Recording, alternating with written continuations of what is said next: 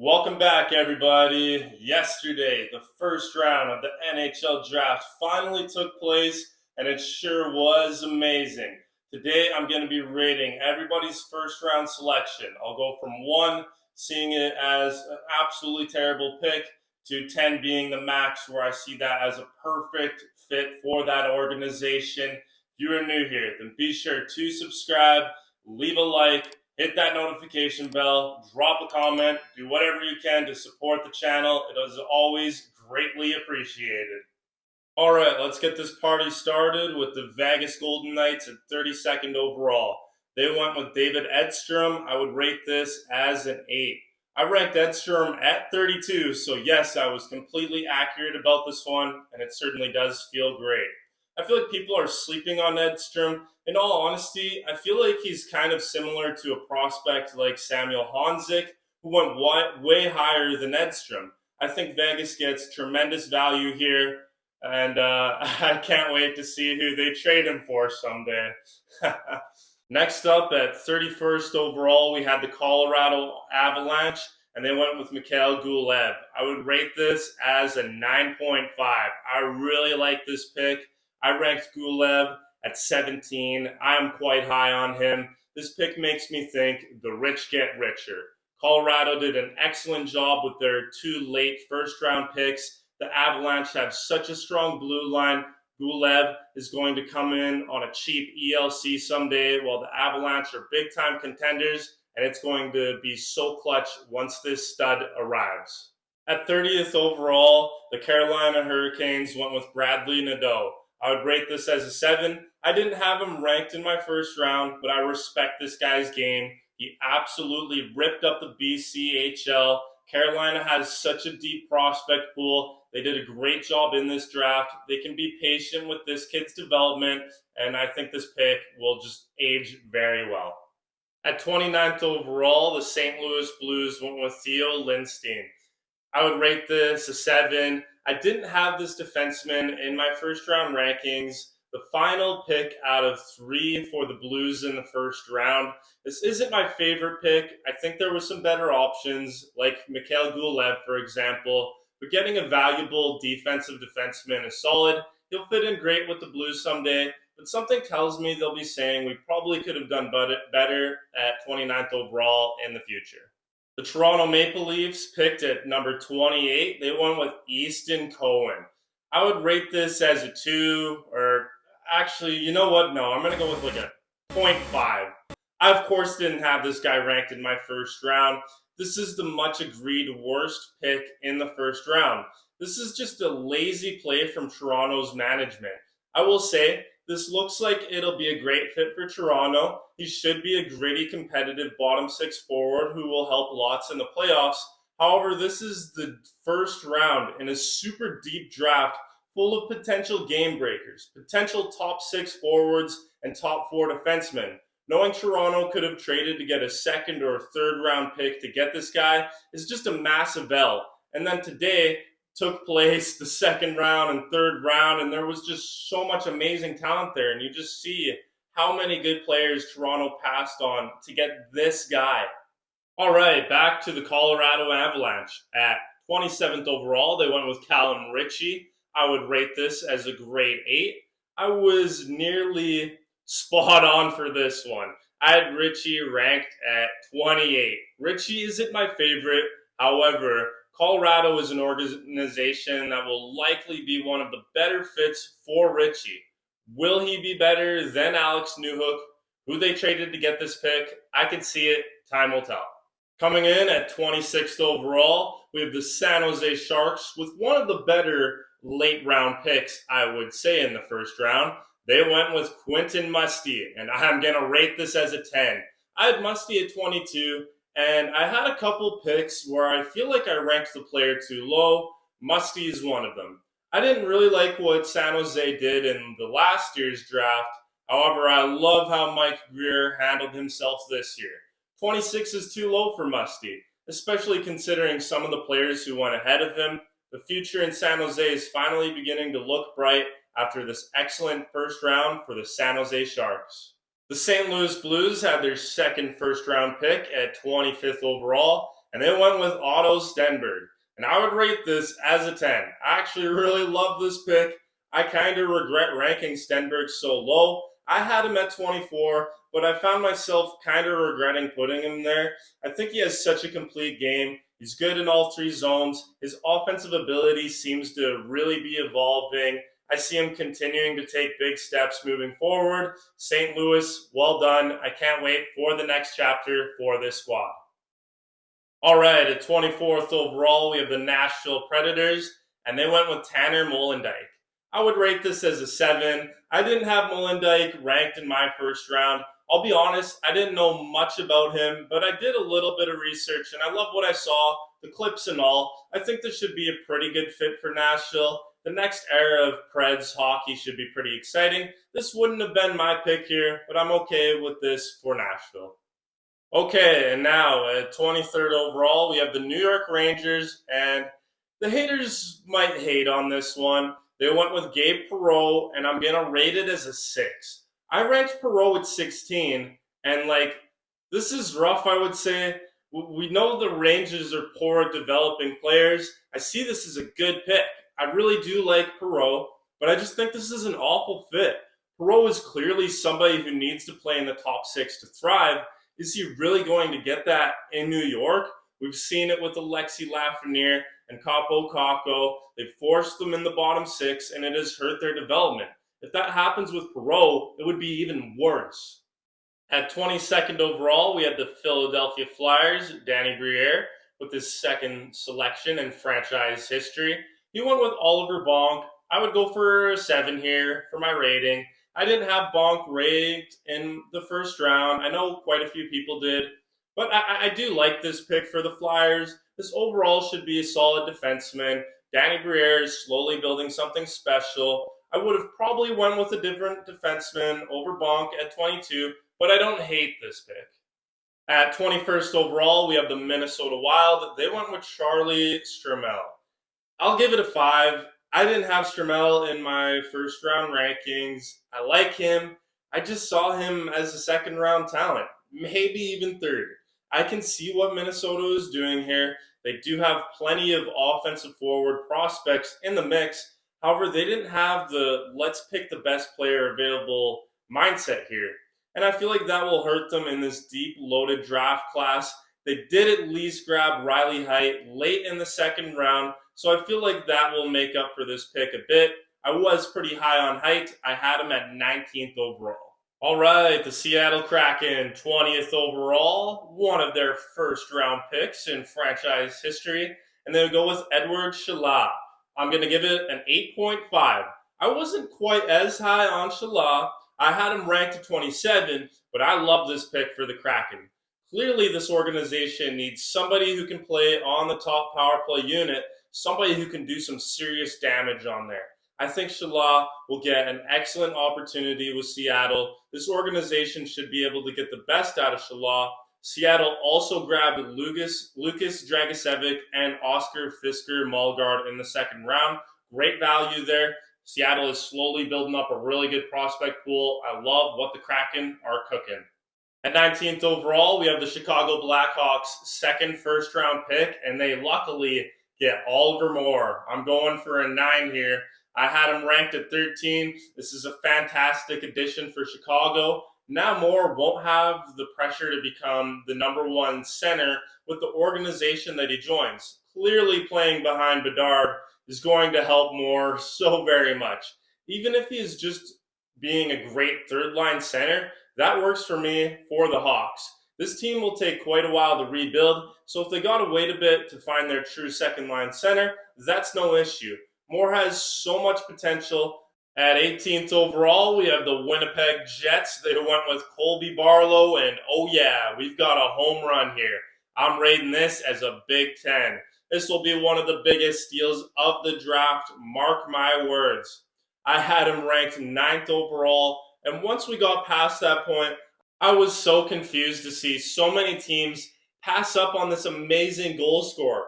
Funny enough, he goes to Winnipeg, the team with Kyle Connor, the player who I compared Barlow with. Winnipeg with 2 Kyle Connors? Yep, that sounds deadly and exciting. Well done, Winnipeg. We've got another fantastic selection here at 17th overall. It's the Detroit Red Wings, their second first round pick in this draft. They went with Axel Sandin Pellikka. I'm going to give it a 10. I had Sandin Pellikka ranked at 14, and though I'm not as high on him as some others are, I can't see many other teams that would be better for him.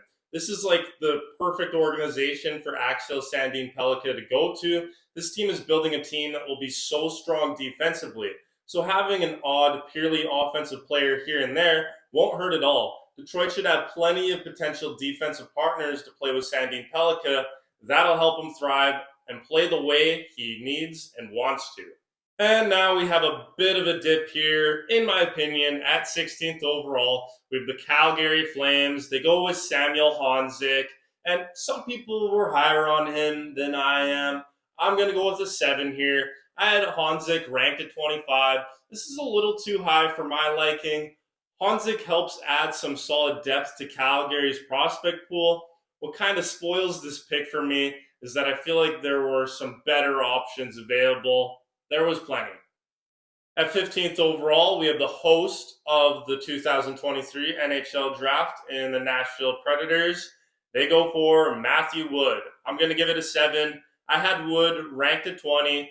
Barry Trotz told his scouting staff that he wanted them to take risks for an exciting, flashy player. So I didn't really expect them to take Wood. I love most of Wood's game, but the skating is rather raw and might hurt just how good he can become. I saw some better options here, but this is a solid addition for Smashville. At 14th overall, we have, shockingly, the Pittsburgh Penguins, a team that has not picked this high for quite some time. They go with Braden Yager. I'm going to give it a 7. I had Yager at 21. I think this is a solid fit for Pittsburgh. I just feel like there was some better options. They've got a solid center who can be a dual threat offensively. And depending on how soon he can join the roster, this does look like a guy who could rip it up on the power play with Crosby and Malkin. Yager will be Pittsburgh's first building block that will begin the chapter without Crosby and Malkin. He's a much-needed center in the system, so I don't hate the pick. At 13th overall, we have the Buffalo Sabres, and we got Zach Benson. This is a Big Ten. Dude, this is a home run of a pick. I had Benson ranked at 7. Some people even had him higher than 7. I think I speak for the whole hockey world. We love what the Buffalo Sabres are building. Sure, Benson lacks size. It's his greatest weakness. But could he be going to a more perfect destination? Benson will have huge centers to play with in Tage Thompson and Dylan Cousins. This is the definition of perfection. And this has what it takes to be one of the biggest steals in the draft. All right, we've got the Arizona Coyotes at 12th overall, their second first-round pick. They go for Daniel Boot. I'm going to give it a 6. I don't have a problem with Boot at all, but this was one of the biggest reaches in the first round, in my opinion. This will be a great power forward. Arizona can be patient with his development. However, I feel like better players were available.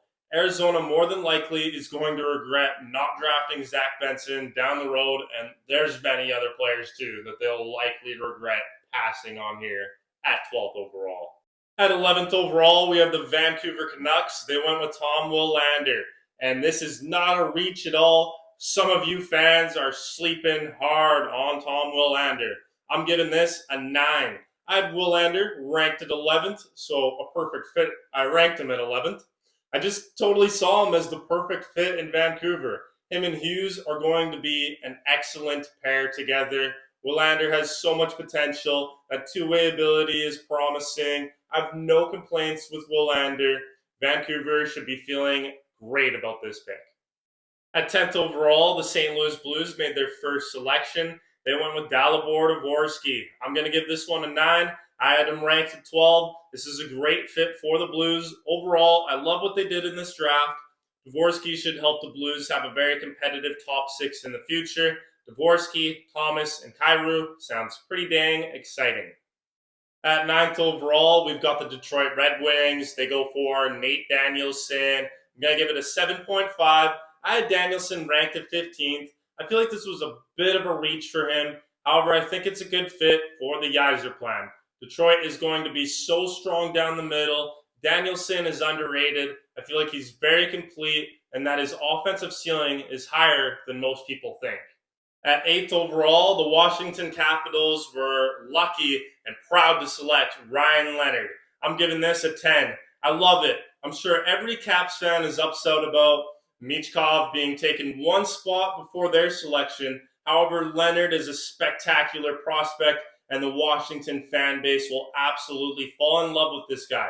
He's going to be a first-line forward. He competes so hard. This guy will help finalize Ovechkin towards hitting the all-time goal-scoring record.